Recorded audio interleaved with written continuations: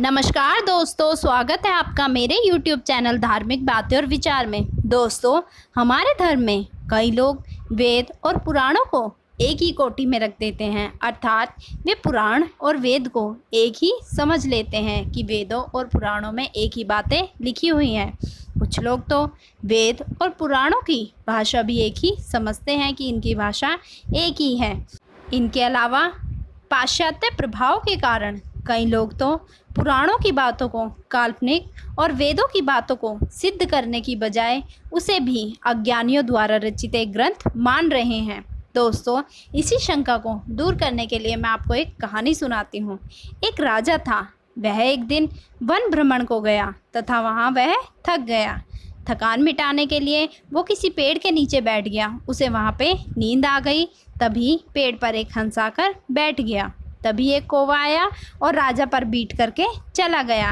राजा उठा और अपने ऊपर गंदगी देखकर सोचा, इस हंस ने मुझ पर बीट की है, और उस हंस को मार डाला। दोस्तों, ठीक यही हमारे धर्म के साथ भी हुआ है। वैदिक धर्म के सिद्धांत शुद्ध और वैज्ञानिक थे। हंस की तरह उस शुद्ध धर्म में अलग अलग संप्रदाय पैदा हुए तथा वो कौवे की तरह व्यवहार करने लगे। उन संप्रदायों की गंदगी और अवैज्ञानिक बातों की बीट को हम हंस की बीट समझ बैठे और शुद्ध वैदिक धर्म के सिद्धांतों से अनभिज्ञ हम कौवों की तरह गलतियों की सजा कर रहे हैं तथा हम अपने पुराणों और वेदों की बात ना मानकर हम अपना आचरण दिन प्रतिदिन बदल रहे हैं। तो दोस्तों, इस कौवे और हंस की बातों में ना पढ़कर हमें अपने वेदों और पुराणों को समझना होगा। इसी कड़ी को आगे बढ़ाते हुए मैं आज आपको अपने वेदों और पुराणों का अर्थ तथा उनमें अंतर बताऊंगी कि उन दोनों में क्या क्या अंतर है। दोस्तों, भारत देश और वेद एक पुराण शुरू से ही एक दूसरे से संबंधित हैं, फिर भी इनमें कुछ ना कुछ भेद है। सबसे पहले आता है हमारा वेद। वेद क्या है? दोस्तों, वेद न केवल भारत अपितु संपूर्ण संसार के सबसे प्राचीन ग्रंथ हैं। वेद सनातन धर्म के सबसे महत्वपूर्ण ग्रंथ हैं और संसार के सबसे पुराने दस्तावेज भी हैं। वेदों के उल्लेख को वैज्ञानिकों ने भी सही माना है। ऐसा कहा जाता है कि वेदों से ही विश्व के अन्य धर्मों की उत्पत्ति हुई है और लोगों ने अपनी अपनी भाषा और अपने ढंग में वेदों के ज्ञान को अपने जीवन में उतारा है। वेद शब्द की उत्पत्ति संस्कृत के विद शब्द से हुई है, जिसका अर्थ है ज्ञान।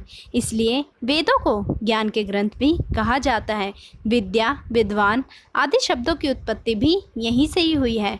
वेदों को श्रुति भी कहा जाता है क्योंकि यह ज्ञान ईश्वर द्वारा ऋषियों मुनियों को सुनाया गया था।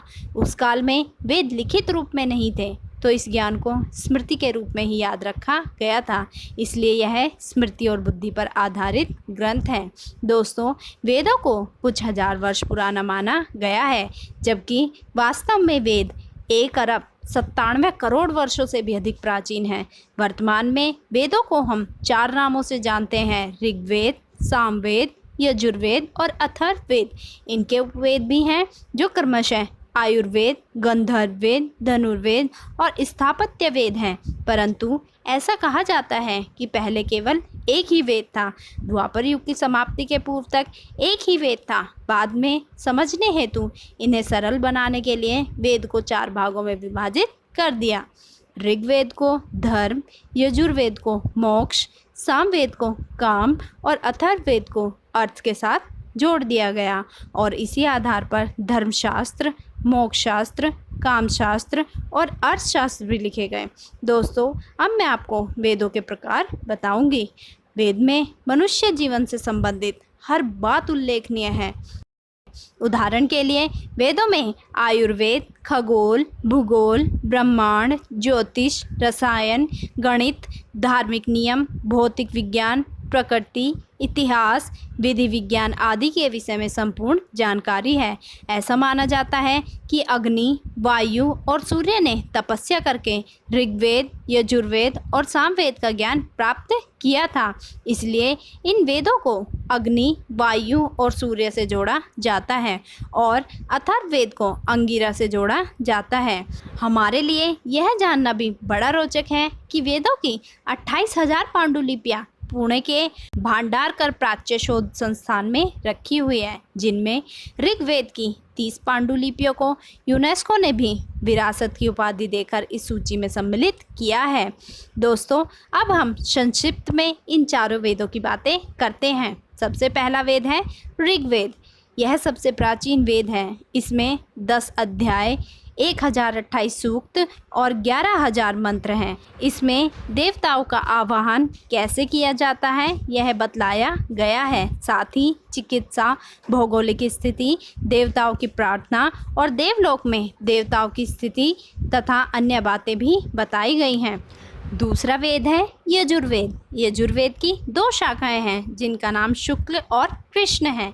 इस वेद में यज्ञ की वास्तविक प्रक्रिया के मंत्र उल्लेखनीय हैं। दोस्तों, तीसरा वेद है हमारा सामवेद। सामवेद में ऋग्वेद की ऋचाएँ गीत के रूप में हैं। इसमें लगभग सभी मंत्र ऋग्वेद से ही हैं। इस वेद में अग्नि, सविता, देवताओं के विषय में उल्लेख किया गया है। चौथा वेद है हमारा अथर्ववेद। अथर्ववेद में प्रकृति, औषधि अर्थात जड़ी बूटी, आयुर्वेद, रहस्यमय विद्याओं आदि का उल्लेख है। दोस्तों, अब मैं आपको पुराणों के बारे में बताऊंगी कि पुराण क्या हैं तथा वो कौन कौन से हैं। पुराणों की संख्या कुल मिलाकर 18 है। ऐसी भी मान्यता है कि वेदों को लिखित रूप में लाने के बाद भी सभी श्लोकों में लगभग 100 करोड़ श्लोक बच गए थे। इन श्लोकों का संकलन वेद व्यास द्वारा किया गया था, जिनमें से मुख्य 18 संकलनों को पुराण कहा गया। इसके बाद लगभग 18 उपपुराण भी लिखे गए और इनके अतिरिक्त बचे हुए श्लोकों को लेकर 28 उपपुराण और भी लिखे गए। मुख्य 18 पुराणों में 6 पुराण ब्रह्मा के, 6 विष्णु के और 6 महेश को समर्पित हैं।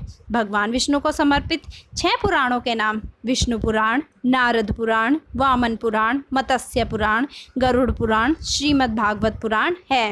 वैष्णव संप्रदाय के लोग इन्हीं पुराणों के उल्लेखों का अनुसरण करते हैं। दोस्तों, भगवान ब्रह्मा को समर्पित पुराण ब्रह्म पुराण, भविष्य पुराण, अग्नि पुराण, ब्रह्मवत पुराण, ब्रह्मांड पुराण और पद्म पुराण है तथा भगवान शिव को समर्पित पुराण है शिव पुराण, लिंग पुराण, कूर्म पुराण, मार्कंडेय पुराण, स्कंद पुराण और वाराह पुराण। दोस्तों, अब मैं आपको वेद और पुराणों में अंतर बताऊंगी कि वेद और पुराणों में क्या अंतर है। वेद और पुराणों का पहला अंतर तो यही है कि वेद का अर्थ ज्ञान होता है जबकि पुराण का अर्थ इतिहास होता है। दूसरा, वेद को सृष्टि के आदि में ऋषियों के हृदय में ईश्वर द्वारा प्रकाशित किए गए ग्रंथ हैं जो ज्ञान को बढ़ाते हैं, जबकि पुराण 800 से 2000 वर्ष पूर्व ही लिखे गए हैं जिन्हें ऋषियों ने या अन्य किसी और ने लिखा है। इसमें तीसरा भेद है, वेद सभी प्रकार के ज्ञान को दर्शाते हैं जबकि पुराण काल्पनिक इतिहास है जिसमें महापुरुषों को अपने हिसाब से चित्रित कर प्रस्तुत किया गया है। इसमें अगला अंतर है, वेद में कोई राजा आदि का वर्णन नहीं है जबकि पुराण में कई राजाओं के विषय में वर्णन है। अगला है, वेदों में वैज्ञानिक विषयों का संस्कृत में वर्णन हुआ है जैसे कि पृथ्वी गोल है, जबकि पुराणों में ऐसा कुछ भी नहीं लिखा हुआ है। दोस्तों, वेद केवल 4 हैं जबकि पुराण बहुत सारे हैं। वेद भगवान द्वारा निर्मित हैं जबकि पुराण पुराणकारों द्वारा, जिन्होंने अपने अनुसार सब कुछ लिखा, उनके द्वारा निर्मित है। तो दोस्तों, ये थे हमारे वेद और पुराणों में अंतर कि वेद अलग हैं और पुराण अलग हैं तथा यह हमें अलग अलग बातें बताते हैं। जहाँ एक और वेद हमें ज्ञान देते हैं तो वहीं पुराण हमें हमारे इतिहास को बताते हैं। दोस्तों, आशा करती हूँ आपको मेरी वीडियो पसंद आई होगी। इसे लाइक करें, शेयर करें, मेरे चैनल को सब्सक्राइब करें और हाँ, न्यू नोटिफिकेशन के लिए बेल आइकन को दबाना ना भूलें। Thanks for watching. अगर आप ऐसी और भी जानकारी चाहते हैं तो कमेंट बॉक्स में अवश्य लिखें।